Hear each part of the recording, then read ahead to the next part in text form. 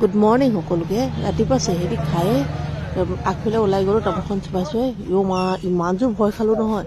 মই বোলো বেটেৰীখনত কোন বহি আছে আকৌ ভাবিছোঁ, ৰোজা মাহতে বোলো ভূত আহি গ'ল নেকি। হঠাৎ ঘপকৈ তেনেকৈ দেখি গ'লে ভয় লাগি যায়তো।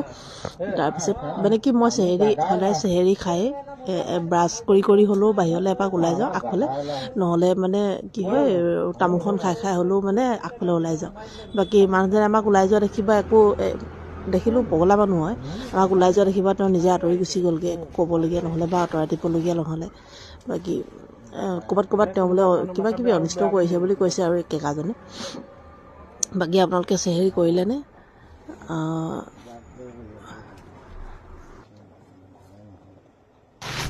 বেয়া লাগে ন, যিহেতু কিহৰ কাৰণে বা কিয় এনেকুৱা হ'ল, মানে কেলৈ বা পাগল হ'বলৈ পালে। বাৰু বাদ দিয়ক সেইবোৰ। বাকী আপোনালোকে মোৰ ভিডিঅ'বিলাকত কমেণ্ট লাইক চাইক কিবা কিবি কৰিব আকৌ, কিবা কয়। আৰু ফলোৱাৰ্ছ নবঢ়া হ'ল কেলৈ জানো, জেগাতে ৰখি গ'ল।